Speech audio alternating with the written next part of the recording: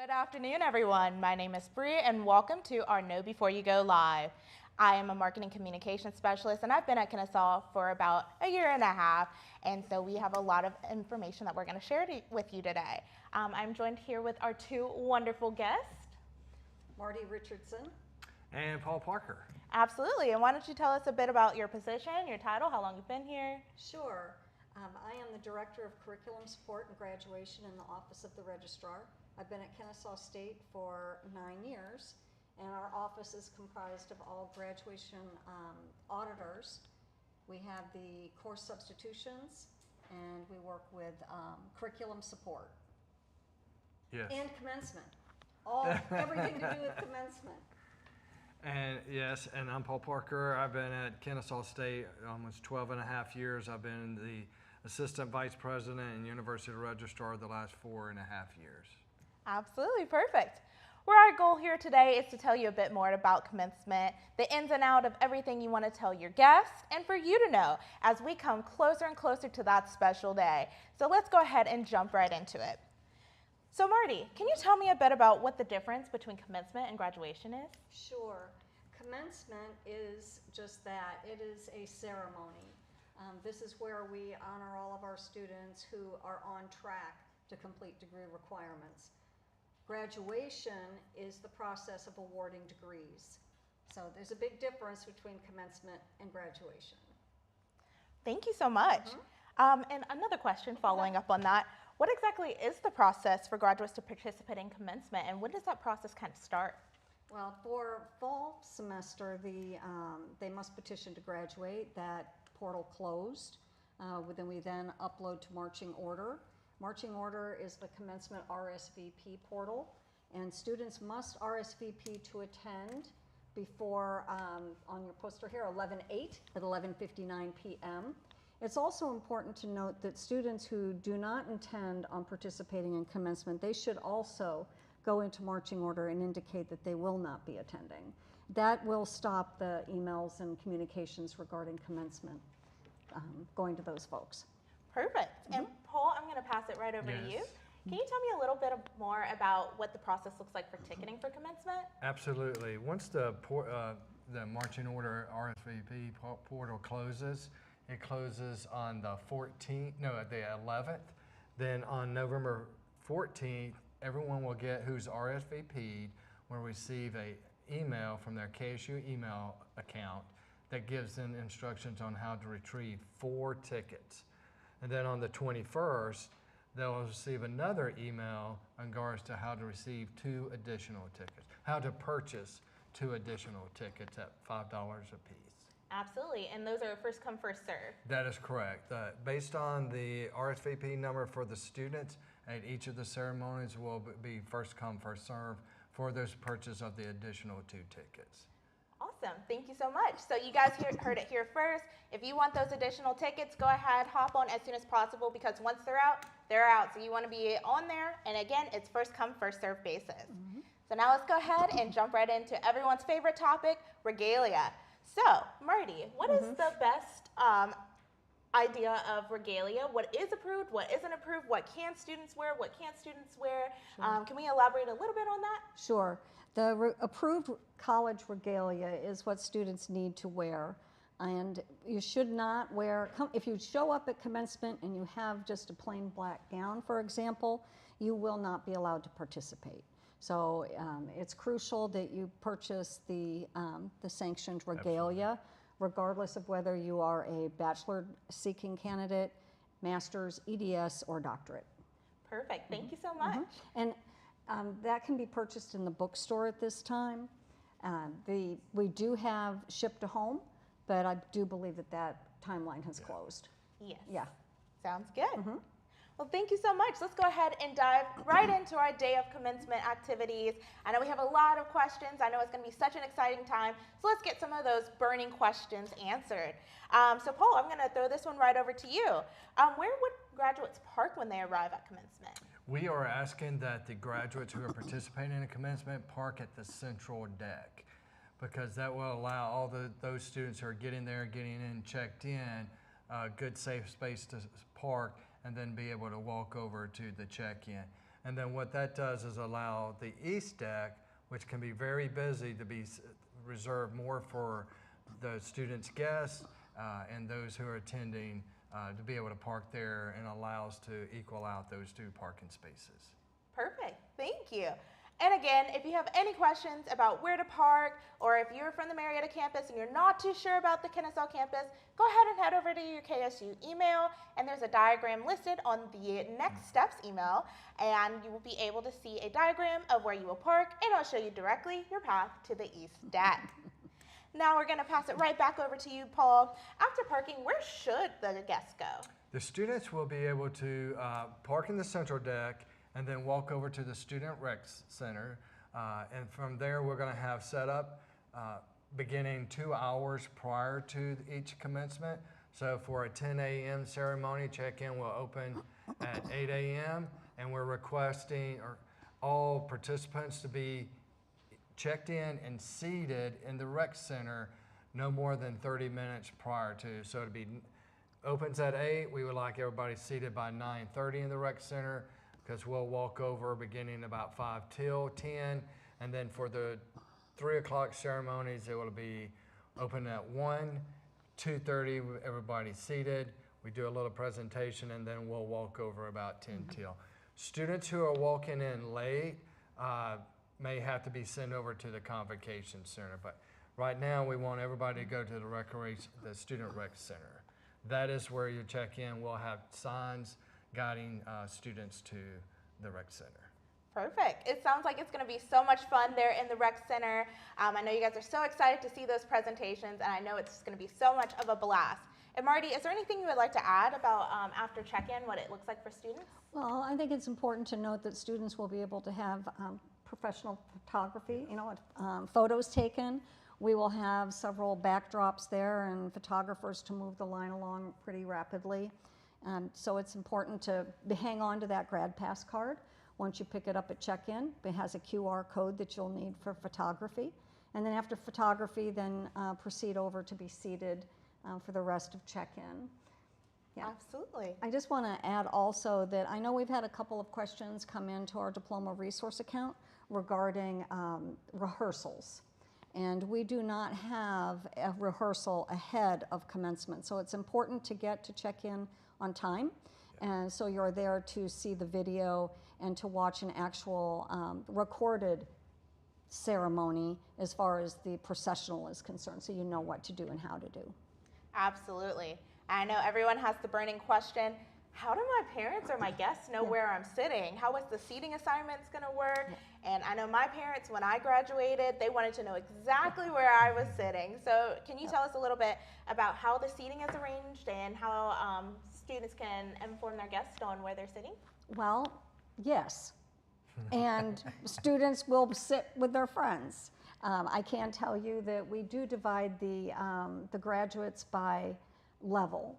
So our master's degree students will be first, followed by the undergraduate students. They are not in alphabetical order. So as far as which side of the Convocation Center the guests should be seated, it's sort of a guesstimate. But there really isn't a bad seat. Do know that we have a photographer at commencement that will be taking pictures of each student as they walk across the stage and shaking hands with the president.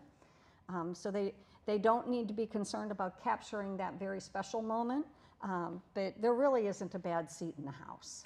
And if you're on one side, you get to see your student before they process on the stage, and if you're on the other side, you get to see your student as they exit the stage. And then we also have the video. You want to explain the video? Right. We will have a 5-second video clip of each student. There won't be anyone else in that video clip, and there won't, as far as other students, and there won't be extraneous noise as well. So it will be a video clip of your student receiving their diploma and shaking hands with the president. Perfect, thank you. And you heard it here first. If you are wanting to get a little ahead of the game, again, go to that KSU email. Your pre-registration link for those videos are there. It's going to ask you to take a brief selfie so that they're able to identify you, and the amazing AI tools are able to identify your face and get you all of your photos after commencement. So that is very exciting, and make sure you do those because those are really great keepsakes for you to have. Now, moving right along, Marty, can you tell us a little bit about the difference between Latin Honors, Honors College, and the National Honor Society, and what the difference is, and with chords? And I know everyone's so excited to get those chords. Let's dive a little bit deeper into that. All right, so let's start with Latin Honors. Latin Honors are designations that divide students according to the level of honors. So we have cum laude, then we have magna cum laude, and then summa cum laude. Those are college designated honors. The honors college, one must apply to and be accepted to the honors college, and those students that graduate with Journey Honors College recognition will be so identified as they process across the stage and in the commencement book. Also, we have the National Honor Society. That is through each college. The registrar's office doesn't have anything to do with that. There are chords that the National Honor Societies may distribute. Again, that is not distributed through the registrar's office. We do handle, though, the honors tassels. So this solid gold tassel that Paul's holding up, that is for our students that are cum laude through summa cum laude. The white tassel is for students that have a GPA of 4.0. These are undergraduate students, keep that in mind. Honors are only given to undergraduate students. All of our other students and our graduate college students will be wearing the black and gold tassel. Do you want to reiterate how the GPA? The GPA is 3.5 to 3.99 for this tassel, for the yellow one. The white tassel is 4.0. And that's an overall GPA, not term GPA. Also, our honors are based upon the previous term's GPA, because when we have commencement ceremonies, we haven't yet ended the term. So we do go by the last term of attendance. So if a student attended in spring, for example, we would use whatever GPA they had at that time to determine the level of honors. If they attended in summer, we would then use the summer GPA for fall. Perfect. Yep. That works. And if you have any additional questions about any honors regalia, please go check out our Instagram, KSU_info. And Emily's going to drop the link in the chat for everyone. And there's a whole diagram on which tassels that the Office of Registrar offers versus the tassels that other departments offer. So that would be a great experience. And again, you can pick those up at Kennesaw Hall in the Registrar's office, or in the Enrollment Services Center in the Marietta campus, or the day of on commencement. Right. So if you do feel that you qualify for honors, or if you do qualify for honors, go ahead, head right over, pick up that tassel, and they will be open. They will be there the day of commencement. And I see we have a question coming in from the chat. I'm going to pass it over to Emily. Awesome. Perfect. So a question that I had actually did not come through the chat, but I just wanted to clarify. So what if I had a friend or a family member who graduated, let's say 2 years ago? Could I use their regalia, or is it different this year? There is a difference. There we go. Yes. That's what I thought. Yeah, absolutely. Good question. Yes, you should purchase the current regalia. Frequently, there are tweaks made to the regalia, and it's very important that you purchase and wear the current regalia. Yeah. Great question. Thank you. Absolutely. Thank you so much. So now that we've gotten through all of the day of commencement activities, now you've walked across the stage, you're very excited. What's next? What does after commencement look like? So I'm going to toss this right over to Paul. Can you tell us a little bit what it looks like for graduates after they've walked across the stage? Absolutely, Bree. It's a great celebration. Our Alumni Association puts out, and along with Student Affairs, have Owl Fest. It's a great celebration out on the campus green. It's a great opportunity to go and pick up they have special gifts out there for the graduates, but also to be able to take photos by the KAS sign out there on the green. And then there's other functions they can go around and celebrate with their loved ones. But what we'll do is after everyone's walked across the stage, we'll have the opportunity to recess out of the Convocation Center, and then those graduates will have the opportunity to meet up with their guests and loved ones and go through and participate in Owl Fest. Absolutely. And is it technically, or is it often recommended that they have a meetup spot for their families so that they're able to find them? I would say yes, that's a great idea going into the day of to know, hey, that we'll meet here. Or sometimes they're all trying to figure it out or texting, but having a predetermined meeting spot will work, because when you're trying to get 500 students to 600 students out and 3,000 individuals out of the convocation center, it will get really crowded at the entrances. So being able to move out, know where you're going to meet your loved ones, that's a great idea, Bree. Perfect, thank you. And let's go ahead and talk about for those who want to make dinner reservations. So it's a big ceremony. You're really excited, huge day. You want to go out to eat with your family, and you're wondering, what time should I make these reservations? What time should we go out to eat? So, Paul, about how long does each ceremony last? Each ceremony we planned at least for an hour and a half to 2 hours. But then also knowing that is the actual ceremony, 1.5 to 2 hours. Then if you want to participate and go through Owl Fest, you may want to plan for another additional 30 minutes or so. For a 10 o'clock ceremony, we're going to be done about 11:30 to noon. Then there's Owl Fest, so then plan accordingly for that. For the 3 o'clock ceremony, you want to plan from 4:30 to 5. That's kind of where the sweet spot is for the ceremony. And then if you're going to participate and walk around Owl Fest and get your photo taken by the KS, you want at least another 30 minutes, so possibly about 5:30 or 6. Perfect. For those dinner plans. Absolutely. And you may know, hey, it might be crowded, and you may want to do a little bit later Absolutely, yes. in the evening. Absolutely. And that gives you a chance to go hang out, check out our Alumni's Forever Owl Fest. It's a great opportunity, lots of music, lots of food, and it's just great photo ops for all of our students. Yes. Now let's go ahead and talk a little bit about our guests and what they need to know for the day of, because obviously we've talked a lot about our graduates, and we want to make sure that we're still answering our guest questions as well. Now I do want to clarify that event and venue management handles all of the policies for the Convocation Center. Registrar will be on site for the graduates, while EMV will be on site with the guests. But that being said, let's go ahead and talk about some of the specifics. Now, specifically, where do guests park when they arrive? And I'll throw that to whoever would like to answer. I'll be glad to. We're designated the East Parking Deck for our guests. And then for those guests who have handicapped or ADA needs, there's the other parking spot on the other side of the rec center. And there'll be signs out there too as well for those needing handicapped and ADA accessible parking spaces. But the East Parking Deck is for all of our guests. And then once again, our students are to park in the central deck. So that's basically for parking. And then as those guests park and they start walking out, we actually will have individuals in those parking decks and those parking lots reminding guests of what is not permitted into the Convocation Center, only clear bags. Everyone will have to go through the detectors. Even our graduates going in through the Student Rec Center have to go through those detectors, and we'll have police officers there ensuring safety for everybody. But clear bag policy is enforced in both locations. We just want to reiterate, only non-clear bags.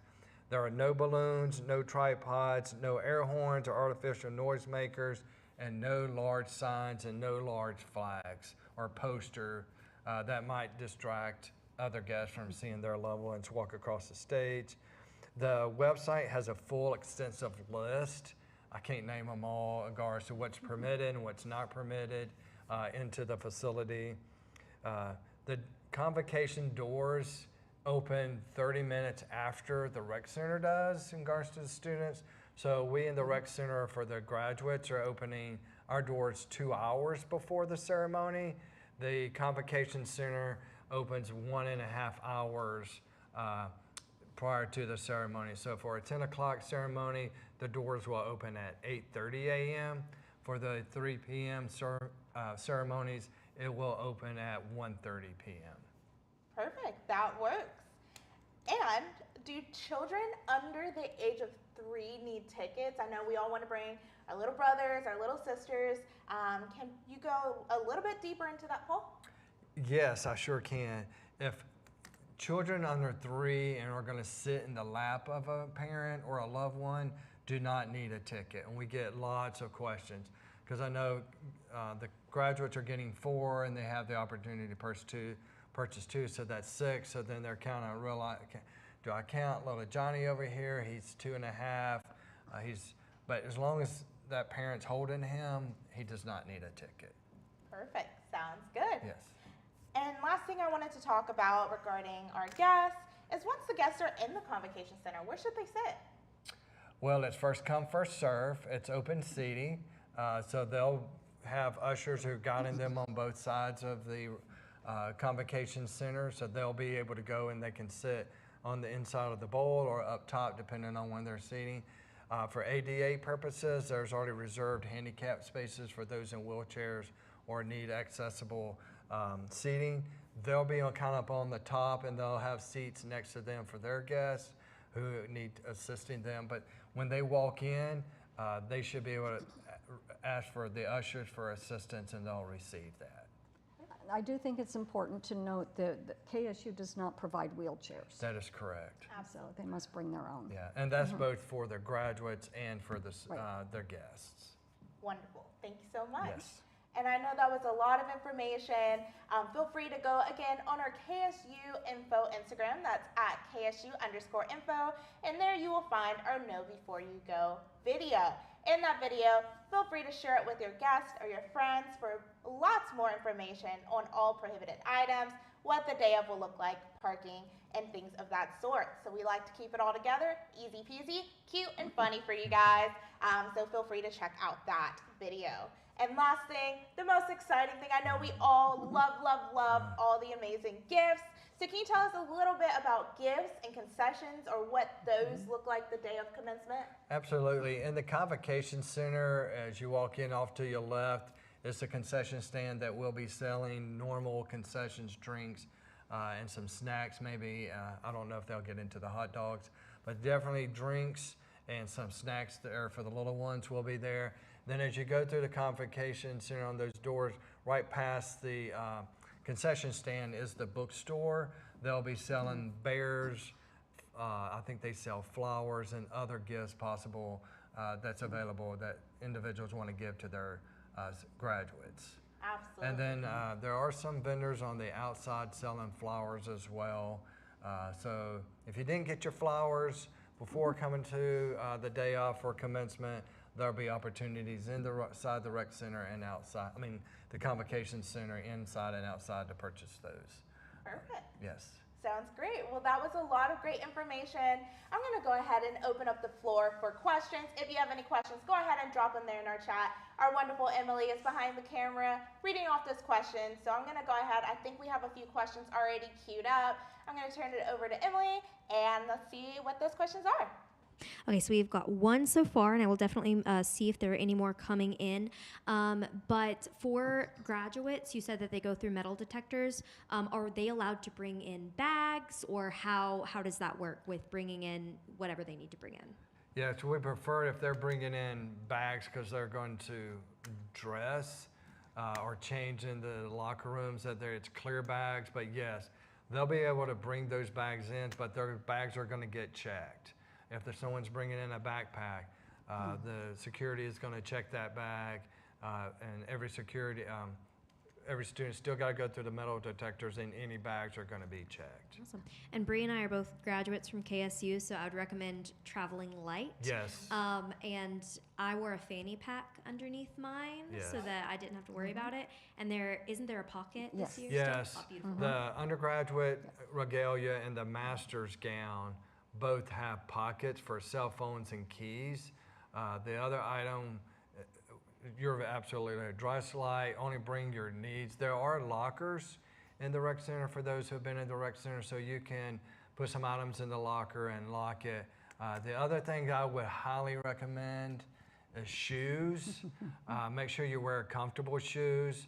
Ladies, make sure you wear shoes that are safe, that you can walk on. We've had some ladies trip and sprain their ankles on high heels. So just make sure the shoes you're wearing are safe. That's all the questions I have for you. So. Perfect. Thank you so much. And I wanted to go back into the bag policy. When students are walking across the stage, are they able to get back to their original seat once they cross the stage? You want to answer that? On one side of the stage, Convocation Center, they can, and on the other side, they can't. So it really is important to not bring many things with you that you can't keep in the pocket. Because otherwise, the students on side B, as you enter the Convocation Center, that would be on the left-hand side facing the stage, those students will end up in the opposite end of the row when they process across the stage. Yeah. So, Perfect. yeah. That sounds good. I think we have 2 more questions coming in. Questions? Yes. Okay. So Lee asks, if you have someone coming that is in a wheelchair or uses a motorized chair, is it easy for them to attend? So I know you've already touched on ADA, but if you want to highlight that anymore, that would be fabulous. I believe it is easier for them. In the ADA parking lot, they have golf carts. So individuals can get on those golf carts and they'll drive them straight up to the front door of the Convocation Center. If they're in a wheelchair, they'll put them in the golf cart, get the wheelchair and put them on the back of the golf cart and take them straight to the Convocation Center. And those same golf carts are available after the ceremony to take individuals back to the parking. And then once you get into the Convocation Center, wheelchairs are easily accessible on both sides of the Convocation Center. Beautiful, and I'm dropping that link for Lee as well. And then also, somebody asks if the commencement ceremonies are going to be live streamed for people who aren't able to make it. Absolutely. They are live streamed. Every ceremony is live streamed. So typically, I think about 10 to 15 minutes, individuals will be able to log on. It won't be eventually starting, they may hear the music, but it's live streamed every ceremony. So we have it posted on our website, and then I think usually within 24 hours of the next day, it will be posted for anybody to go and view again. And we have past ceremonies out there. So Bree, you can go see yours. Emily, you can go see your ceremonies again if you would like. Absolutely. I love to use the video. A couple of commencements ago, Scrappy Gritty to cross the stage. Yes. It was really great to be able to show all of my students I mentor. Now they all want to go to Kennesaw because Yes. Scrappy Gritties. Yes. Really fun things. Before we go ahead and close out, are there any lingering comments or any lingering things that we wanted to discuss? Or I can go ahead and close this out. For me, I want to congratulate all of our students who are going to graduate this fall. Please make sure you're checking your KSU email. I know you get lots of emails, but right now the most important ones you might be getting are from the Office of the Registrar or a marching order related to your participation in commencement. Follow instructions. I know the email might be long, but try to read through those as well as the website so that you know you're showing up on time, you have the right regalia, you're at the right ceremony, and that if you do have questions, you can reach out to diploma@kennesaw.edu, and Taylor and my team will assist you with those questions. And then make sure, like I said, on November 14th, that you're looking for that email when your tickets come across. And if you have questions related to tickets, there'll be information in that email that you can reach out to the ticketing office, and they will assist you in regards to getting your account set up and getting those 4 tickets. Then on the 21st, once again, you'll get another email letting you know to go out there and purchase the 2 additional tickets as supplies last. Some tickets, some ceremonies you'll have no problem getting those 2 tickets, and some ceremonies it's going to be first come, first serve.